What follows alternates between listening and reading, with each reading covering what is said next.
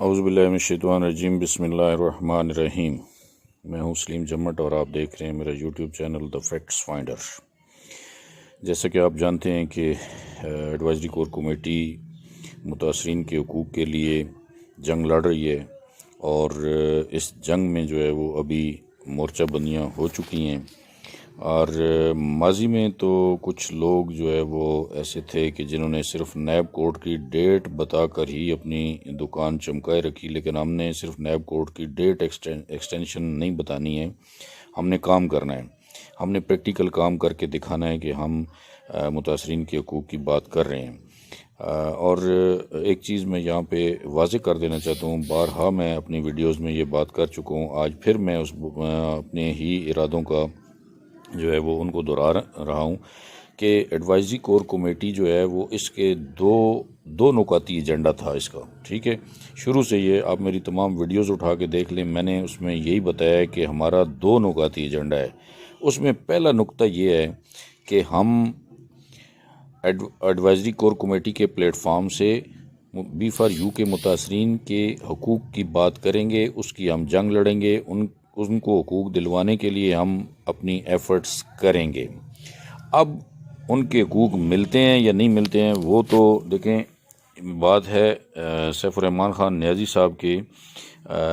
ذمہ داری ہے کہ وہ لوگوں کو اکوموڈیٹ کریں۔ اب یہ ڈیپینڈ کرتا ہے ان کی نیت پہ کہ وہ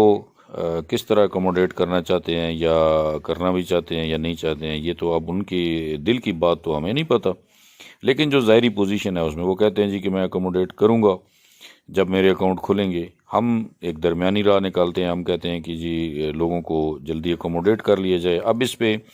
ایڈوائزری کور کمیٹی پچھلے تقریباً 3 مہینے سے جو ہے وہ کوششیں کر رہی تھی، اور ابھی ہمیں ڈیٹ مل چکی ہے، اور آپ دیکھ رہے ہیں کہ گروپوں میں ایڈوائزری کور کمیٹی کی راہ میں رکاوٹیں کون کون بن رہا ہے۔ اب ہم آتے ہیں کہ جو ہمارا دوسرا نقطہ ہے، دوسرا جو ہمارا ایجنڈے کا پوائنٹ ہے، تو یہ جو دو نکاتی ایجنڈا تھا اس میں پہلا نقطہ تو یہ ہو گیا کہ جی ہم نے ایفرٹس کرنی ہیں۔ وہ ایفرٹس ہم کر رہے ہیں، وہ آپ کو نظر آ رہی ہیں کہ ہم اپنی ایفرٹس جاری رکھے ہوئے ہیں۔ ایک چیز اور میں واضح کرتا چلوں یہاں پہ کہ ہم نے جو حلف نامہ دیا تھا، اس حلف نامے میں کیا چیز لکھی ہوئی تھی، ہم نے کیا اس میں کہا تھا؟ ہم نے یہ کہا تھا کہ ہم جھکیں گے نہیں، بکیں گے نہیں، ڈریں گے نہیں، ٹھیک ہے۔ اب ہر بندے نے جس بندے نے وہ حلف نامہ شیئر کیا ہے، وہ حلف نامہ اس نے اپنی طرف سے دیا ہے، تو اپنے کیے کا وہ خود ذمہ دار ہے، وہ خود سے جواب دہ ہے اللہ تعالیٰ کے حضور۔ کل اس نے خود جواب دینا ہے کہ آپ نے ایک اللہ تعالیٰ کو حاضر ناظر جان کر ایک حلف نامہ پیش کیا تھا، اور اس میں آپ نے یہ سارے اقرار کیے تھے کہ میں اپنے ذاتی مفاد کی خاطر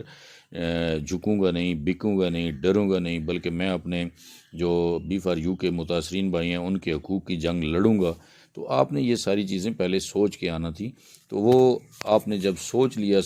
سوچ سمجھ کے آپ نے شیئر کیا حلف نامہ، تو اس کے بعد آپ اپنے حلف نامے سے کیوں پھریں؟ میں آپ سے یہ وعدہ کرتا ہوں آج، بے شک یہ بات میری آپ سنبھال کے رکھ لیں کہ میں جو حلف نامہ میں نے پیش کیا ہے اس کو تحریر بھی میں نے ہی کیا تھا، ٹھیک ہے۔ اس حلف نامے کی تحریر کے ایک ایک لفظ نہیں بلکہ ایک ایک نقطے کا میں پہرا دوں گا اپنی ذات کی حد تک، ٹھیک ہے۔ میری ذات سے آپ کبھی بھی یہ نہیں دیکھیں گے کہ میں نے اس حلف نامے کی پاسداری نہیں کی ہے، اس کے ایک ایک نقطے کا میں پہرا دوں گا۔ لیکن اگر کوئی بندہ بھی اپنے حلف نامے سے پھرتا ہے تو ہمیں یہ بات سمجھنی ہے کہ یہ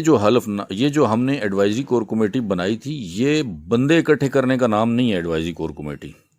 کہ جی اس میں بندے بہت زیادہ ہوں گے تو وہ ہمیں سپورٹ کریں گے، نہیں۔ ایڈوائزری کور کمیٹی ایک نظریے کا نام ہے، اور وہ نظریہ کیا ہے؟ وہ نظریہ یہ ہے کہ ہم نے جو بی فار یو کے متاثرین ہیں ان کو ہم نے اکوموڈیٹ کروانے میں اپنا رول پلے کرنا ہے، اور آئندہ متاثرین بننے سے ہم نے لوگوں کو بچانا بھی ہے ساتھ، ٹھیک ہے۔ یہ تھا ہمارا پہلا نقطہ جس پہ ہم چل رہے ہیں۔ اور دوسرا جو ہمارا ایجنڈے کا دوسرا پوائنٹ تھا وہ یہ تھا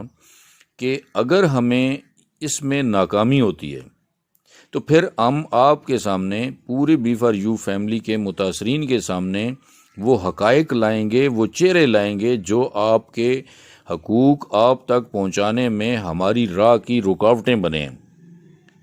تو اب ان دونوں چیزوں کا تجزیہ کرتے ہیں کہ شروع سے لے کے ابھی تک ہم پہلا جو ہمارا ایجنڈے کا پوائنٹ ہے اس پہ بھی ہم محنت کر رہے ہیں، اور ہمیں آج ڈیٹ مل چکی ہے 19 تاریخ کی کہ جی 19 تاریخ کو ہماری ملاقات ہوگی۔ تو وہ ملاقات کے سلسلے میں سارا جو ہے وہ لائحہ عمل تیار کیا جا رہا ہے، اس پہ ہم کام کر رہے ہیں۔ دوسرا جو ایجنڈا ہے، اب اس میں وہی بات کہ اگر اس میں ہمیں کامیابی ہوتی ہے پھر بھی ٹھیک ہے، اگر ہمیں اس میں ناکامی ہوتی ہے میٹنگ کے بعد تو پھر کیا ہوگا؟ پھر ہم آپ کے سامنے وہ حقائق رکھ دیں گے کہ جی ٹھیک ہے جناب، یہ ہم نے ایجنڈا پیش کیا، اس میں ہمیں جو رکاوٹ پیش آئی، جو اس میں ہمارے راہ کی رکاوٹ بنے ہیں، وہ چہرے کون کون سے ہیں۔ کچھ چہرے آپ کے سامنے تو ساتھ ساتھ جو ہے وہ گروپوں میں ایکسپوز ہوتے جا رہے ہیں۔ تو یہ جو دوسرا ہمارا ایجنڈے کا پوائنٹ تھا، اس میں بھی ہمیں کامیابی ہو رہی ہے، اس میں بھی آپ کے سامنے جو ہے وہ لوگ آ رہے ہیں، کھل کے وہ خود لوگ بول رہے ہیں۔ لوگوں کی جو چیخیں ہیں نا، ان سے آپ اندازہ لگا لیں کہ جب کسی کی دم پہ پاؤں آتا ہے تو پھر وہ چیختا ہے، وہ چلاتا ہے، وہ شور شرابہ کرتا ہے، گروپوں میں وہ پھر الزامات لگاتا ہے کہ اس نے یہ کر دیا ہے، فلاں بندے نے یہ کر دیا ہے، ایڈوائزری کور کمیٹی نے یہ کر دیا ہے۔ تو یہ چیخو پکار تو آپ کو نظر آ رہی ہے، آپ سن رہے ہیں نا۔ تو یہ اس کا مطلب یہی ہے کہ جو بندہ چیخے گا وہ بندہ ایڈوائزری کور کمیٹی کی راہ کی رکاوٹ ہے۔ جو بندے ایڈوائزری کور کمیٹی کو پسند نہیں کر رہے ہیں، جو اس کے خلاف بول رہے ہیں، گروپوں میں شور شرابہ کر رہے ہیں، گروپوں میں الزامات لگا رہے ہیں، وہی بندے